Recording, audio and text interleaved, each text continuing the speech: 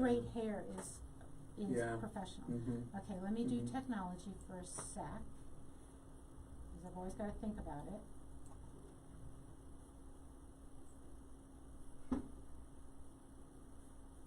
And we are on. Welcome to the Dr. Elisa Show on KUHS Denver, the stream. Thank you for joining me. If you are a regular, you know what the show's about. If you're new, this show this year is about life on the loose, making your choices that work for you, and, you know, paying attention to the rules that keep you safe, you know, like stop at red lights, but understanding that so much of this stuff we just make up and then get trapped by. So life on the loose is knowing who you are and what's the life you choose. Oh, and it's also about letting go some of that stuff that makes you feel so guilty, like trying to decide if you're actually living your best life. How the hell do you measure that? I haven't figured that out. Anyway, so you know who I am, and this year my goal for myself is to be a little rowdier on the show, so I'm hoping you enjoy it. You can interact with me and let me know if I'm getting too rowdy or not rowdy enough by going to the Dr. Elisa Show on Facebook, and I'm pulling that up actually right now, and you can chat in there.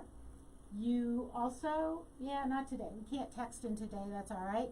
You can chat with me there on the Dr. Elisa Show site and let me know if this is resonating, what's going on, what's not. If you're one of my clients, you know my personal email, my personal phone number, you can text me. I'm not going to give that one out. Sorry, guys. Not everybody gets that one. But I'm just checking technology here. Yes, you absolutely can get with me on Facebook and let me know your thoughts and what you're doing.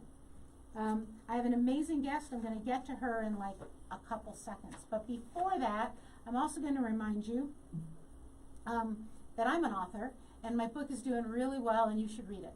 And I'm not going to like cut corners and try to say, you know, I think it might work for some of you. You should just read the book. I think that's kind of where I'm going because it's fun. It's called Dark Fire. It's a spiritual adventure kind of mystery, women healing their lineage wounds.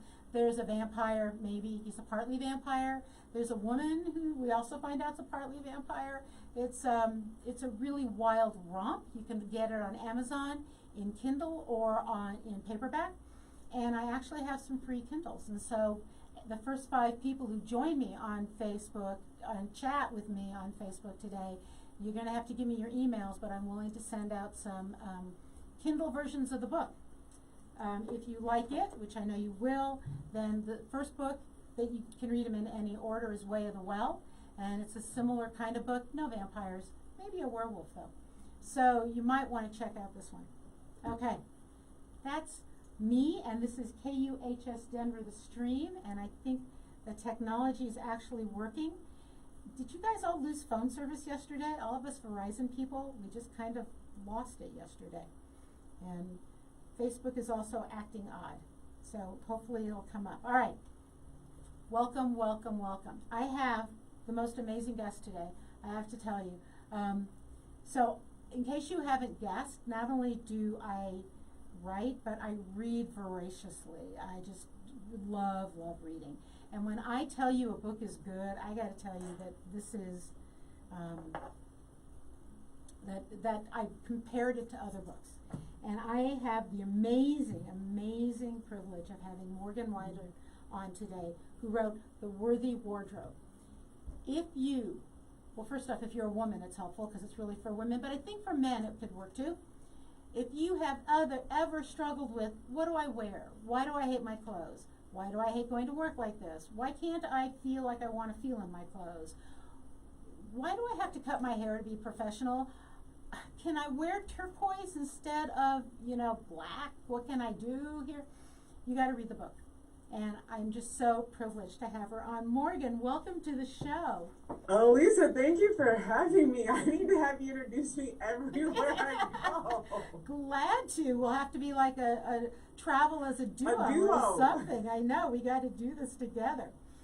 So I'm just managing a little technology here because it's sort of not, it'll show up. I'm not going to worry about it. Okay, so Morgan, first off, the book is amazing. It's absolutely wonderful. Because so many books about style are about, here's the colors you should wear, and if you're professional, do this, and here's make sure you have heels. I can't walk in heels. I mean, I can't either anymore. I know, if they're thick, I'm good, but I mean, otherwise, I can't even do it. So you talk about women embracing themselves, and not the typical love yourself, but really like embrace who you are. You've got a spiritual element to this. This is who you've been created to be. Live this, and let's dress it in a way that helps you soar, basically. How did you, can you tell us a bit about your story? Like, how did you discover this? How did you get here? Well, I will tell you this, Elisa. I almost wrote one of those books that you talk about, those style books. I was close. I'll tell you this story quickly, then I'll tell you my story. I so happen to, I do most of my business as a stylist and a speaker, and most of my speaking clients will say, do you have a book, do you have a book, do you have a book? And I'm like, yeah, no, I don't have a book, but I'll write one day. And I was fortunate enough to land in my lap a book writing program from my alma mater, Resale University, and our professor who was helping us, for grown-ups, write a book. And I was telling him, I do these speaking engagements, and I talk about executive presence and what colors to wear. I'll just package that up and, put it in a book, and I'll be done. And he looked at me through the Zoom, got into my soul, and he said, yeah, you can write a commercial for your business, or you could become a thought leader in this. Oh my and gosh. My mouth dropped just like mine just did. And I was like, oh my gosh. And I said, okay, challenge accepted. And then later, I was telling him, he's like, well, what's the purpose of the book? What's the purpose of your work? And I said, I just want women to know they're worthy of being seen, no matter what, no matter what. And he said, and this is a guise in simplicity, oh, the worthy wardrobe. Boom, there it is. So that is how the book got written, because I was close to writing a BS guide. And I'm so thankful to Professor Eric Custer at Resale University for pushing me to share my story and to combine all these elements, because, as you mentioned, yes, I'm a stylist and I'm in my closet and you see that I love clothes, but for most of my life, I never felt confident wearing those clothes. I never felt like I was worthy of being seen, or that my looks and my body were a detriment to who I was and something I had to spend my life covering up. And I've had to work through that myself in order to do the work that I'm doing, and this book is a reflection of that journey. That thought of the notion of becoming a thought leader in this area is so profound. And I would say that that's what this book is. It's a door to freedom. Right? I call it a love letter to women, but I love that, a door to freedom. That's good. Right, because if I look at the colors in your closet right now, so many, I know that so many professional women feel like they're stuck in black, beige, mauve, gray, and navy blue, which doesn't look good on anybody. Yeah, like Oh, I love navy. Navy's my favorite. Navy's my black. Okay, well, okay. Right, but you also, I can see in your closet, would add something to it. You wouldn't be navy blue on navy blue on navy blue. And so I think there's just a freedom that you're giving people in this book. That's my goal. Yeah, so like the letting loose is exactly what I spend a lot of time with women, is helping them let loose of all the rules that you mentioned in the opening that are holding them bondage to their closet, or a closet they don't love. Right. So a couple things. First off, we're going to do this a few times. The book is The Worthy Wardrobe, right? Yay! It's available on Amazon. Yes. Okay, and it's well worth buying. Let's do this to the front end and the back end. How do people find you to work with you? And what do you do? Like, do you show up and throw all my clothes out? What do you do? No, I don't throw all your clothes out, but what the process is when I work with styling clients is we have a virtual consult. I want to hear their challenges. I want to hear what's going on, what's their lifestyle about. I have them take a personality quiz, which Elisa you took, so I can learn more about their style and who they are and what's authentic for them. And then either virtually or in person, I'll fly to someone or go to their home, or we'll do this via Zoom. They let me into their most intimate space, which is their closet, and we go item by item and we review. Do you love it? Wow. Do you not love it? Does it fit? Does it not fit? And if you love it and it fits, how can we wear this multiple ways so that you can get your return on investment? Not everyone has or should have as many clothes as I have, and it's not about accumulating more, but it's owning what you love and walking into a space each morning that you're excited to be in. Because I've been the person who dreaded going into my closet, who felt shame and regret and guilt, and that's not what's up. That's the worst way to start your day. I know. You know, and I don't know how many women do this, but you know, you go to get dressed, and you put it on and take it off, and then you put it on with something else and you take that off, and then you've got a pile of clothes on your bed that you've put on and taken off, and trying to figure out why none of those feel right today. Yeah, right? And you're miserable, and you're just not excited to. I've had clients tell me they have canceled dates or not had a social life because they don't feel good about their clothes, and our clothes are supposed to support our life, not run it. Wow. Okay. I have finally, I'm sorry I'm messing with technology here, but I have finally gotten the Facebook up so that if people want to chat with me, you can also go to the KUHS Denver site, and the show is up live there, and you can chat and post questions or comments there, because it seems to be live there as opposed to not my site. Okay. All right. So you said something in your book that I just adored, which is, I'm going to read it, I think, okay? Until you know in the depth of your being that you matter, that you have a purpose in life, and that you're worthy of being seen in all your divine splendor, anything you wear will keep you invisible. Even if it's Dior, it'll be mud. So how do you help us get from mud to I'm in my divine splendor? How do you do that? Yeah. It starts with knowing, right? And I think my job is, yes, to help shop for women and to help them. My job is, yes, technically as a stylist, is to buy you new clothes and help you purge. But the reason that I wrote this book the way that I did is because I had a few clients who it was impossible to please them. I was shopping for them and finding all of these great things, and they had the budget and the money and these cool jobs and these big closets, and they were never happy. We'd be in the fitting room, I'd find something amazing, they'd look at themselves in the mirror and just go womp womp. And I would be offended, or they wouldn't like it, and I would be so offended, and I thought that I wasn't good at my job, but it dawned on me they weren't happy with themselves, so whatever they saw in the mirror, they wouldn't be happy with. And so you quoted one of my favorite lines in the book, because if you have all the money in the world, and you've seen women who put all the designers on and all of the glam and all of the makeup, and that's just a mask for what you're not happy with oftentimes. So confidence is free. It takes a lot of work, but it doesn't necessarily require the Dior's and the designers. If you love that, great, but you have to like yourself and love who you are right now, not who you were 5 years ago, not who you were 15 pounds ago, who you are right now. And that really shows up in how a woman dresses herself. And I'd add to that, not who you think you should be based on what the fashion is of today, right? Totally. Not you think you should be based on what you see on trends, or what your partner, your husband, or your spouse thinks of you, or what your mother, people who love us have a vision of us and expectations of us and how we show up, our coworkers, what's being professional. All of those opinions and voices, they speak to us when we walk into our closet each day, and you have to be able to hear your own voice. Right.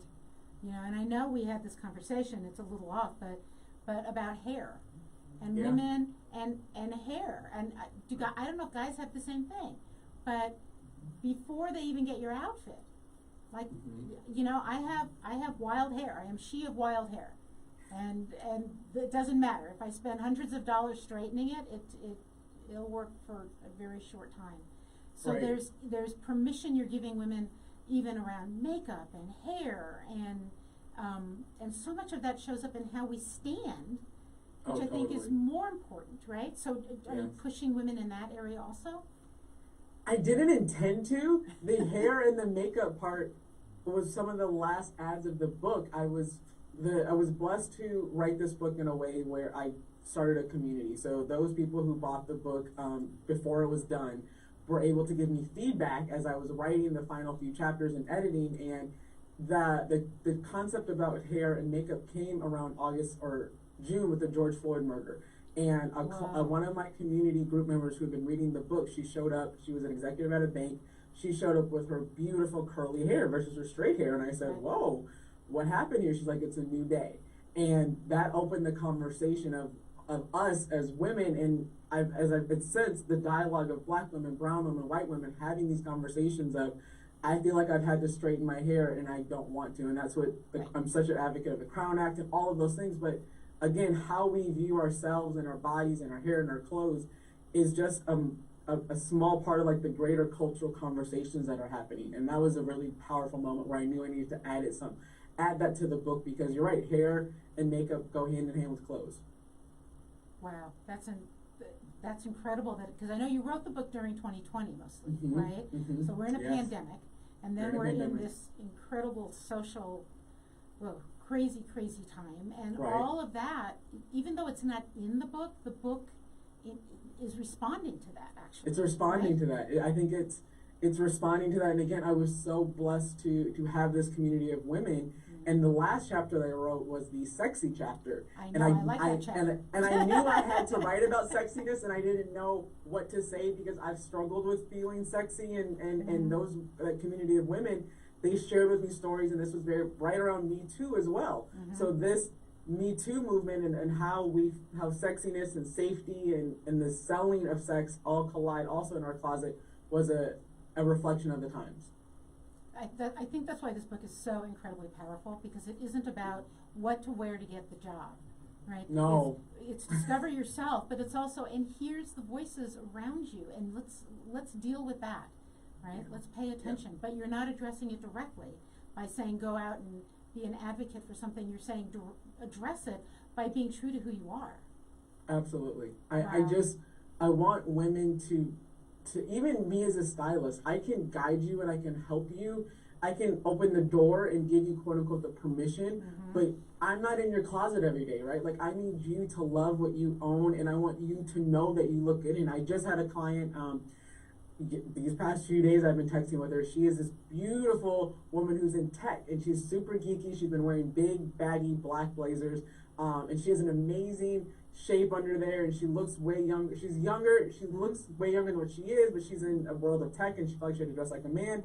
And she's been wearing these fitted dresses, and she said, my husband just adores them, and if he likes this one, I'll keep it. And I said, well, I'm glad that your husband's encouraging you, but I need you to know that you look good in whatever you're wearing. Whether I say it, whether he says it, I need you to own it, because you're going to be the one that's wearing it. And you have to be okay with the attention, the way that you're being received in it, not us.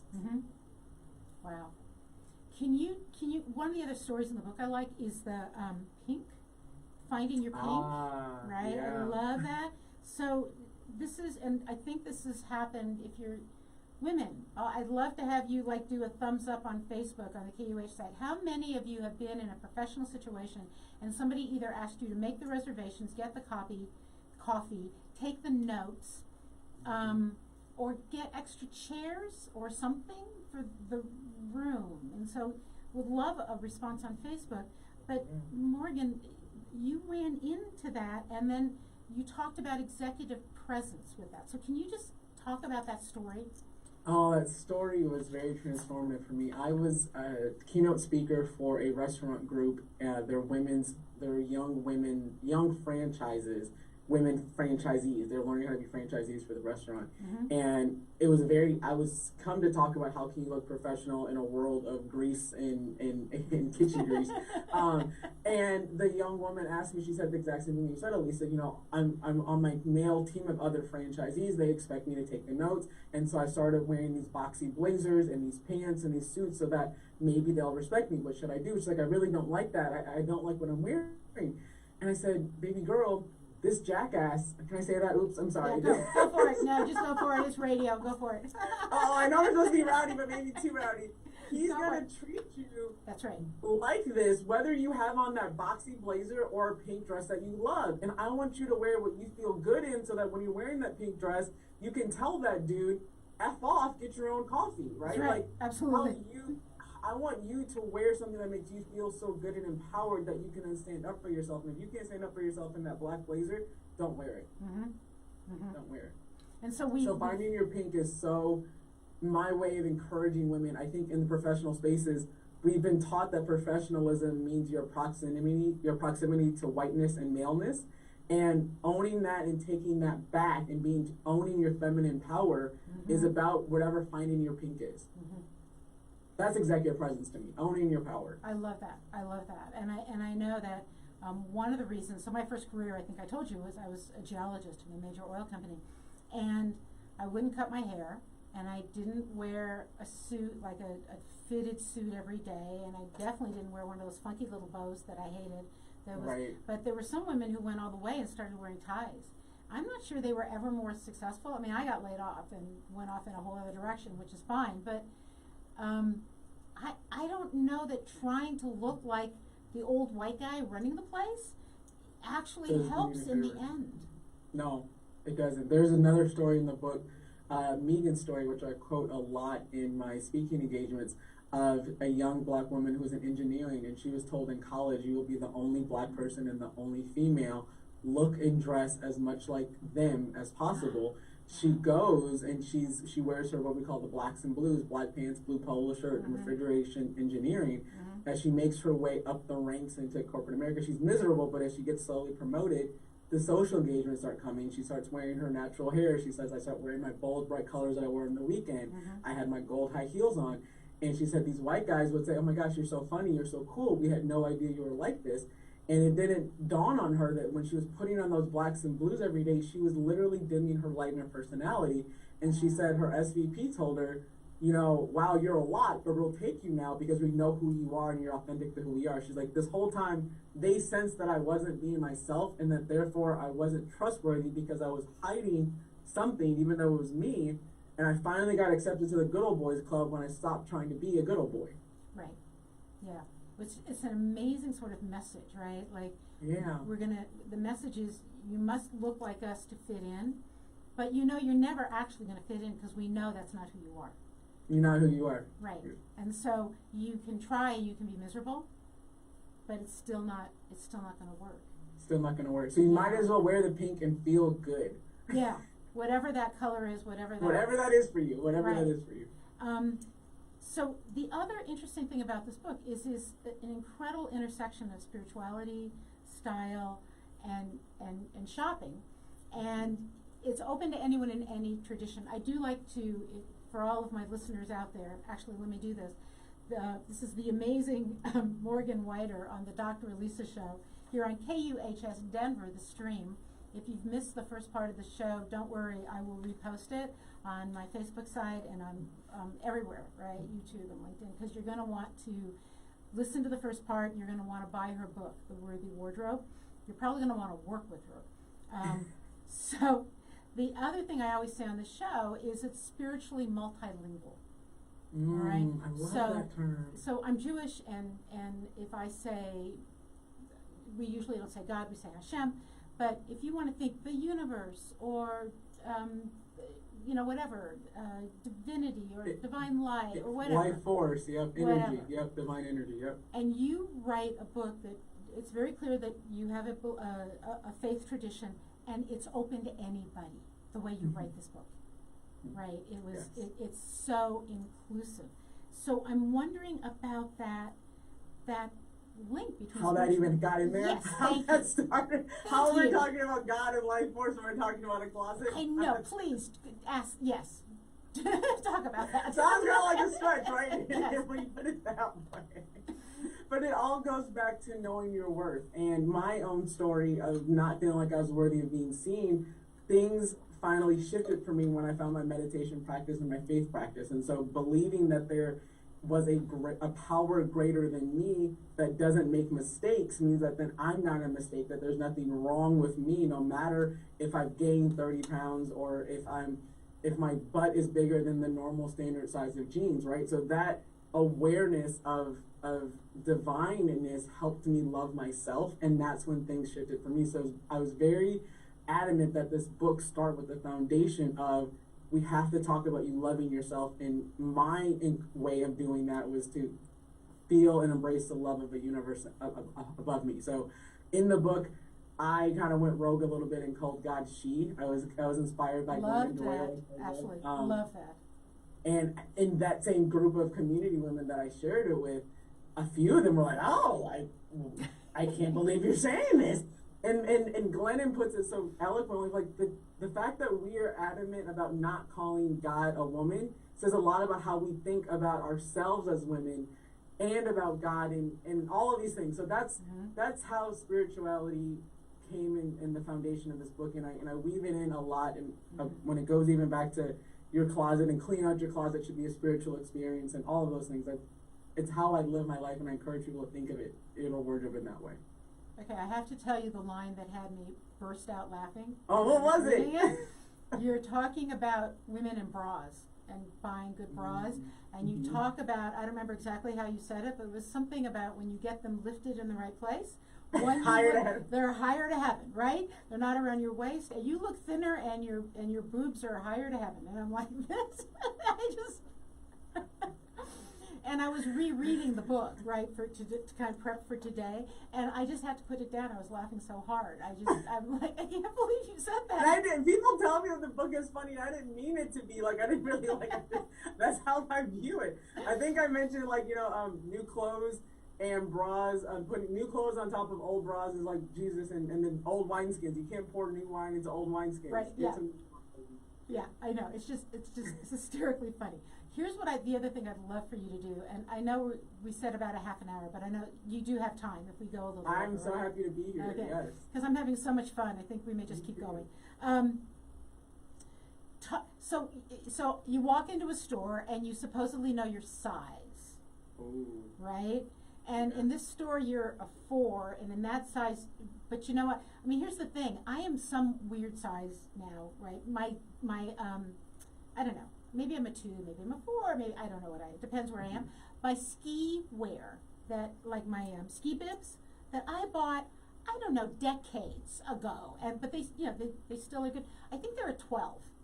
How did I go from a 12 that still fits to a 2 in a store? Can you talk about that? Because I think this is what drives women crazy. Yes, you're experiencing the wild, wild west of the retail industry in sizing. And sizing is, I know this is going to sound like a shocker, but size is an imaginary concept. It is not real. The concept of size is thought up in the minds of whatever brand that you're shopping at the moment. And they are using their concept of their target customer, whomever that is, what their lifestyle is, what this woman or man, if they've had kids, if they've not, where they shop, where they don't, what their income is, what their jobs are, all of these things to create this avatar. This avatar then they use to say, okay, a size 6, which is usually the starting point for all sizes up or down, for us is going to be at 28 inches or whatever it is, and then they'll scale up or down. The brand next door in the mall is going to be using a different target customer, so their fit specifications are going to be different. So that is why you can go into 2 different stores next door to each other in the mall or owned by the same company, because I used to work at Gap Inc. and Old Navy, Gap and Banana all fit differently because their target customer is different, right?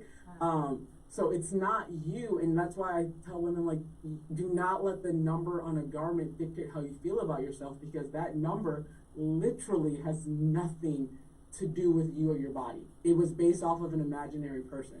And so if you have to go up to a size 12, or if you were wearing a size 12 10 years ago, even at the same brand now, it might be a size 14 or it might be a size 6, because the marketing strategy and the consumer strategy has changed. Size is imaginary.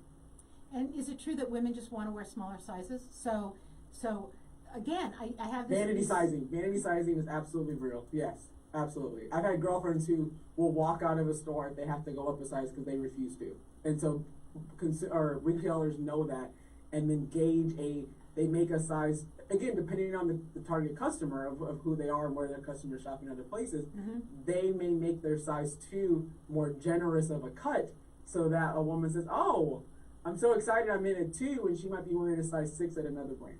Wow. Is it true with jeans too? Because jeans are a nightmare. Oh, jeans are the worst, and that's kind of how this started, because of proprietary information, right? So like the fit of jeans, if you remember maybe like 20 years ago, Joe's jeans was like the number 1 jeans for curvy women because they had the more curve of the bum and a smaller waist. That was like their fit specs are proprietary. There's no regulation of how you should fit, how retailers should fit their clothes, because it's almost like perfume. That's like their trade secret. That's crazy. And so you have women out here who are feeling less than because of a changing strategy of a number on a garment. So even if it says like it's a 27, it may not be the same as a 27. It's probably not going to be the same as a 27. It's not. So basically, we go shopping and we don't know what size we are. That's where we no, have to start, right? And you should honestly go in. It's almost like going back to spirituality, going into something with no expectations. Just go in and try. Okay. Like I shop, and whenever I'm shopping and trying on something, I will go and I'll have a size 10 in one hand, a 12, and maybe even a 14, and we're gonna see which one fits. I order things online. If I can return, I only order things that I can return. Right. I'm usually buying 2 or 3 sizes and trying it out. That's what you have to do. And then in the book, you talk about, so since it's built for an imaginary person, right? Yeah. Find a good tailor, and that has gone so out of style, right? Yeah. But I know on in there you talk about what not to wear. Right, in that show, and they send stuff to tailors. They absolutely do. You have to, because again, clothes aren't made for you. They aren't made for your body unless you're getting something custom. It's ridiculous to expect something that was mass produced in the most garments of a like if you think about when I was working at Old Navy, there's 1,000 stores. So we are making one garment or a unit of like 20,000 pairs of jeans.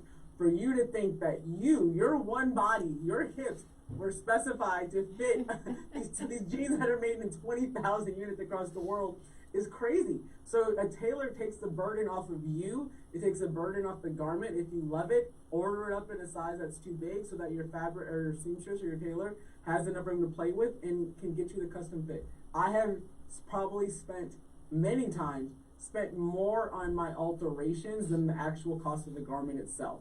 And that's something that we as women, men do it all the time. When a man goes into a store and something doesn't fit, he doesn't beat himself up for the pizza he had last night or think that there's something wrong with him. He already knows that he's gonna go get it altered. And we as women somehow think we miss that message. Right, and in fact, men's stores have a tailor right there. Absolutely. Oh, we'll hem it.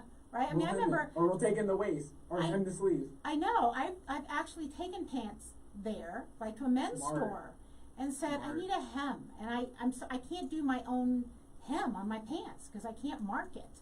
Yeah. So brilliant. Right. I mean, just go to the men's store. They know how to do pants. It's crazy. I alter I'm 5'10", so I'm in that. I call it a special place in hell where like tall is too long and regular is too short. So I'm there often and I'm getting things hemmed or I'm getting them lengthened. Women who are petite, of course, you're used to getting your pants hemmed, but if you consider hemming your shirts and hemming your dresses, like all of these things, it's not about buying more. It's just about really loving what you own and making sure that it fits you very, very well. So I just want to do a couple personal things, my personal, and see, like, get a reaction, okay? So I've shifted over to shopping almost entirely resale, high-end resale, because I like well-made clothes. I just don't feel like necessarily paying well-made prices, right?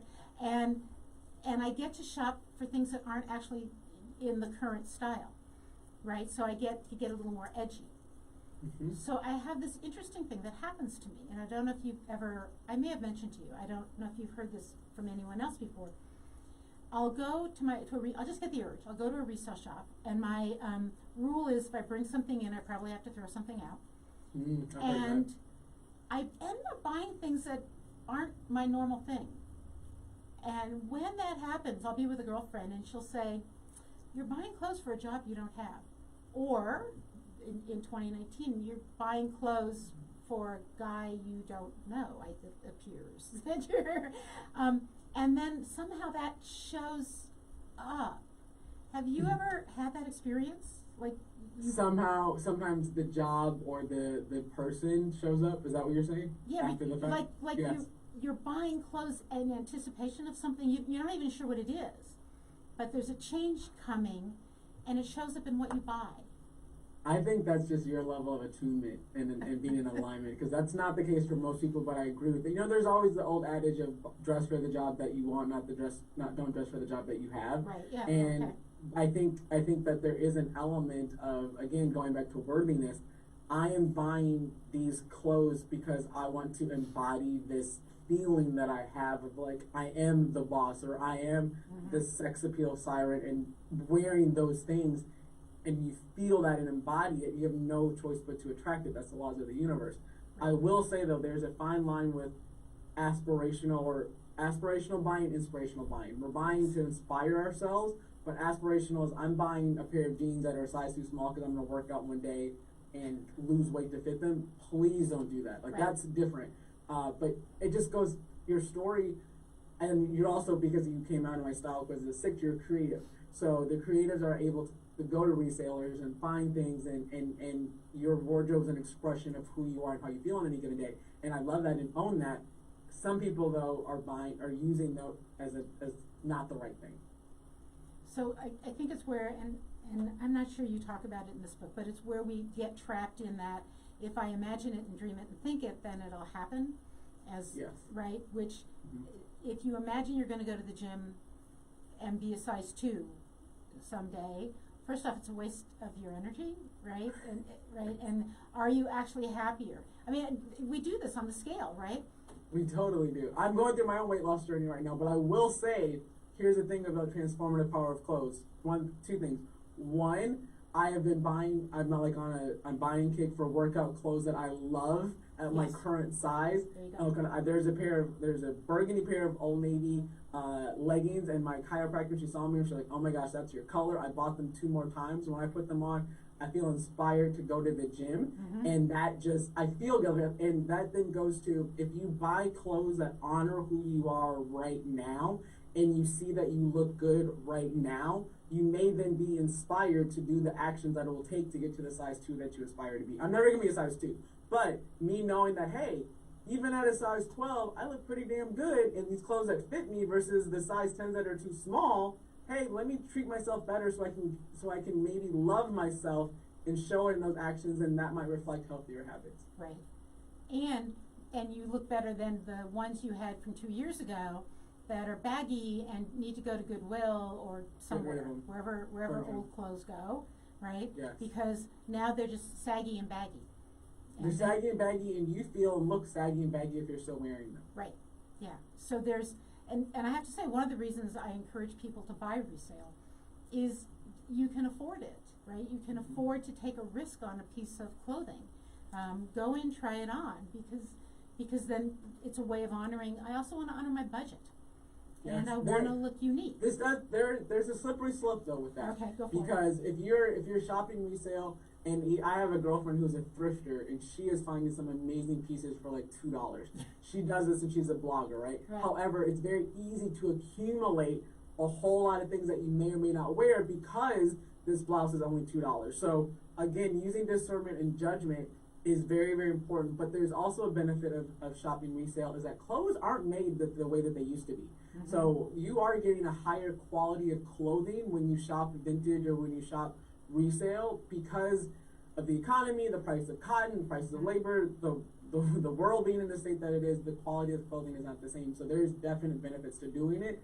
Just don't use that as an excuse to accumulate a lot of things that aren't getting worn, because that's still a waste. Right. Absolutely. Absolutely. And like I said, I personally, I don't know that everyone should do this, but if I buy something, I'm going to go home and see what I no longer should have in my closet. Most people don't. Most people aren't as in tune as you are, Dr. Elisa. Like, that's also, give yourself some credit here, because most of us aren't doing that. Clearly, I'm not doing that. But your closet's gorgeous. Like, you have something for every occasion. I think it's lovely. This is my happy place, and I said, like, there's nothing wrong with having a lot of clothes. I get my wear out of them, even during COVID when I'm doing, like, again, love what you own and wear them, because it's a waste of money otherwise. Right. So I want to kind of just circle back, and as you heard me say, that my theme for the year is living on the loose, which is about living beyond the rules that limit us, right? And again, there's rules that we should follow because they help us live in a society together, right? So there's ways we should do that. But you actually help women see which rules are only limiting them. So what happens, and you've talked about a few of them, but what happens for some of these women that you've worked with besides they like what they wear? Have they had other life changes? I've had a few. I love the work that I get to do because one of my core values is intimacy. And when I'm in a woman's intimate space of her closet, she's getting intimate with me as she's me dressing down but I hear intimate stories, and one of the stories that I talk about in the book that will always stick with me is a woman named Hannah who had never put herself first and had hired me to help her shop for interview clothes. And I go to her home, and her husband had taken over the master bedroom closet, and she had no kind of like self-respect. Her son had a room full of new shoes, her daughter had new clothes, her husband had all of these sneakers because he was a basketball coach, and she was wearing hand-me-downs from her mother. And we went shopping, and we found an amazing new wardrobe on a really great budget. But she texted me the next day, she's like, oh my gosh, like I stayed up all night thinking this money could have gone to my kids. But then I felt, on the other hand, how great it feels and how self-respect feels. And then I was like, I need you to embody this. And a couple weeks later, she said, people look at me in the eye now. They haven't before. I'm starting to speak up. And not only did she end up eventually getting a job that she loved, but it was a transformation of, when I told her, the way that you are treating yourself is the way that your daughter is seeing how women should be treated, and how your son is seeing how a wife should be treated. And so no shame on their family dynamic, but again, how you treat yourself is bigger than you, because your daughters especially are watching how you view and dress yourself, how you talk about your body. My mother has never liked her neck. I'm 38, for 37 years I thought there was something wrong with my neck too, because she would always talk about it, right? So just, I'm honored to get to witness these emotional transformations, because there's a ripple effect on how you show up for other people in your life. Right. Okay, so let's do this again, because we are getting to the end of our time together. How do people find you? How do they work with you? What somebody's listening right now and going, I don't know, should I? What's like the entry process? The entry process is a conversation, and you can book a conversation with me at morganwider.com, MorganWider. There you can book a consult with me, and we talk about how I work with clients, and you share with me your challenges, and I can give you some tips. You can also book me for speaking engagements. I do a lot of corporate speaking to companies about authenticity and executive presence. You can listen to the podcast, you can buy the book. All things Morgan and the Worthy Wardrobe are there.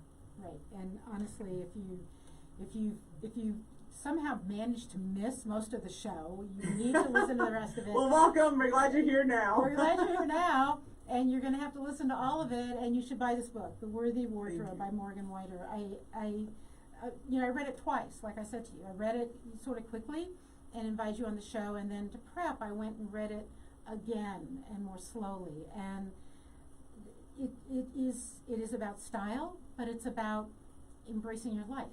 It's about who are you in the world. It's about getting rid of these old myths about who you have to be successful. It's about freeing women, and saying we're never gonna, there's a woman, Harriet Rubin wrote a book, Machiavelli for Women, ages ago. And she's amazing.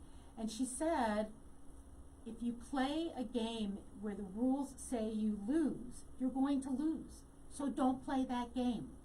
And I think that's what this book is also about. You're going to lose if you're a woman who's big and lovely and curvy and voluptuous, and you're trying to wear, god-awful pantsuits. God-awful pantsuits, right? Because it looks like a guy. You don't look like a guy, and you feel horrible, and you can't move. And you're cutting off your energy source. Totally. Right? So the last thing I want to ask you, because there's another quote you have in there about something about not dressing right is not throwing things out is not trusting the God. The universe. Yeah. Just repeat that for us. Yeah, so this concept of when you are afraid to let things go in your closet, when you're hoarding things that no longer serve you, you're essentially sending the message to God or the universe that you don't trust God to then supply you with the things that you need when you need it. Right. And so thinking of that, of like, if something's no longer serving me, I have to let it go and trust that when I need a pair of size 2 jeans again from, I can get rid of my high school jeans, because when I need a new pair, I'm going to have the funds to buy them. And I think I just hope, thank you. I'm so honored that you enjoy the book, because I know that you are so well read. So it's incredibly flattering to hear that from an intellectual like you. And my goal is to help women see that their closet is bigger than just clothes. It's just clothes, but it's also a reflection of something much deeper within themselves. Right. And I have to tell you, like I said, if you're ever in Denver, please come stay at my house. Absolutely. And we'll go out and talk and drink, and I'll introduce you anywhere you want me to introduce you. But I'm going to go home and go back, because the seasons are changing. And I want to see what's in there from last season, from the summer, and see if I still want that. And to be fair, I will say this, and I'm doing the same thing. I'm getting ready to move. The past 2 years are not our norm. So Absolutely. if you haven't had a chance to wear something, and a lot of people have like the 2-year rule or 1-year rule, give yourself a little bit of grace. If you have worn things, if your body has changed, you have survived a pandemic, right? Like, give yourself a little bit of grace when going through your closet right now, because we're in interesting times right now, and what used to work for us doesn't work anymore. Okay, so Morgan, thank you. I'm gonna say goodbye, but we will absolutely be in touch. Thank you. Thank you for being on the show. Of course. Okay, so if you missed this show, how could you have missed this show? This was like amazing. I'll be posting it on, and you might want to listen to it again, on YouTube, on Facebook, on Twitter, on LinkedIn, on wherever, and also, I want to tell you right now, I'm not seeing a lot of comments there, though I did have some private comments.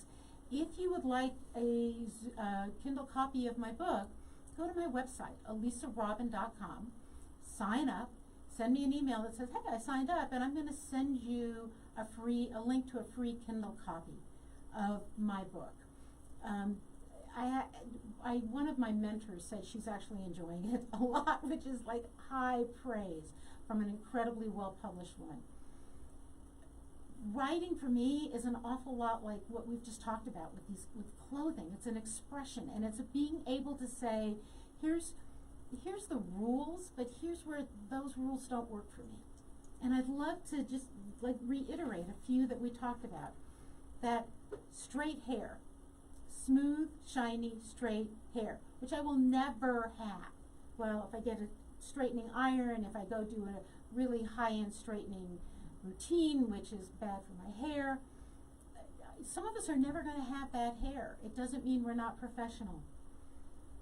That short hair, that many of us grew up hearing that if you want to be successful, that you should have short hair. And for some women, short hair rocks. If you have wild hair like mine, it does not rock. Any longer is easier to take care of, and it's who I am. It's my style. I am she of wild hair. Suits and ties, is that like an amazing thing for guys? Ties started out as napkins. And so you have this big napkin tucked in there, and then somehow you brought your own napkin to dinner, so you showed up with that napkin, and it turned into a tie, and aren't you guys strangling?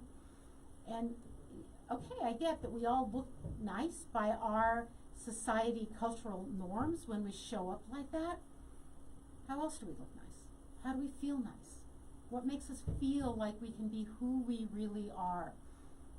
And what are the rules that are really confining us and binding us that are not about us? They're about somebody else. I come from the world of higher ed. I've mentioned that. And I keep saying to people, we've made most of this stuff up. And then we repeat it, right? We repeat this weird thing that geometry teaches logic. It does not. It teaches geometry. You need some logic to do geometry, but yeah, it doesn't teach logic. You can take geometry and be an incredibly unlogical person. We repeat that, though. We repeat that everyone needs to be able to write in a certain way to be able to get through college, that you need 120 credits to get through college.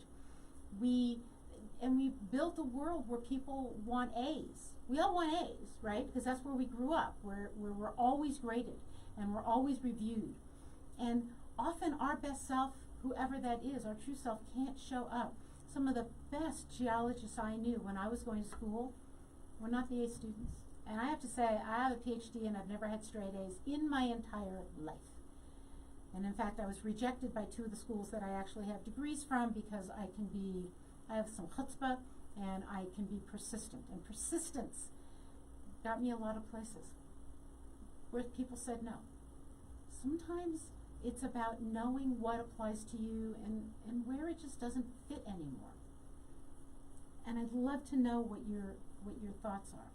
Some of the things that Morgan also talks about in her book, and I have some amazing other authors coming on, the woman who wrote I Didn't Do the Thing, the woman who wrote, I've just blanked out on her book, Toxic Positivity, and in fact, she's going to be on, fairly soon, are people who are saying, look, why are we still tied to these pithy little sayings as if these should rule our life?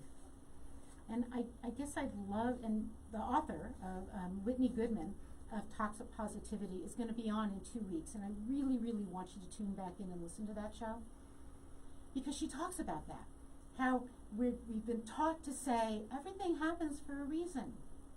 Well, yeah, reason could be I did something stupid. The reason could be I live in a volcano zone or an earthquake zone, or I live in the hurricane zone, or because I'm human and things happen to humans. But we get caught in these little myths and these pithy sayings, and we believe this is reality, and we lose ourselves. In this world, sometimes we've lost the ability to grieve because we're supposed to be happy. We're supposed to be positive. We have lost the ability to say, it's not working for me, I need to change. And because what happens is we get a cheerleading crowd. Cheerleading's great, and sometimes we need it. And sometimes we need to know we're sitting on the dark side of the moon and we'd like to just be there for a little longer. And when it comes to our closets, when it comes to how we present ourselves, how we wear, I gotta tell you, today I've gone on purple and turquoise. Love those colors together. You might like pink and red. Colors that people said, no, you can't wear those together. And you definitely can't look professional in those. And if you look professional, you can't also look sexy. And sexy means get uncovered. No, sexy often means cover up. Cover up. Be seductive. There's just this world of difference about how to think about life. And that's life on the loose. That's what I'm proposing for everyone this year. Life on the loose. Embrace the things that matter to you. I know in every other show, last year I kept talking about being a philanthropist. For me, that's life on the loose. Donating blood is life on the loose, because something like, 2% of the United people in the U.S. donate blood. That's, for me, is something that matters to me that I do. Loving in a way that matters to me. That's something I do. Supporting in a way is something that matters to me, and it's something I do. So we are at the end of the time of the show. I hope you like this new format, and I so want to hear from you. Next week, I'll make sure that the phone is in here so I can get text messages from you. I know that there might be, thank you to Leah for commenting on the show. I know that there probably were some technology issues because, oh my gosh, Verizon was down for like half a day or all day yesterday. So if you couldn't quite get to me, if you couldn't comment, now I'm seeing some comments, I will get back to you. Please email me. Go to elisarobin.com. That's my website.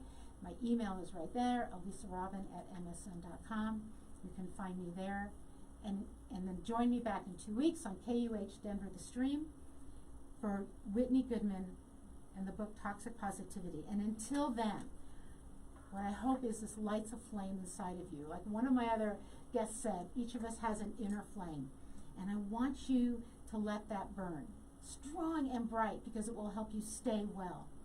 It'll help you stay curious, stay inspired, and most importantly, living on the loose.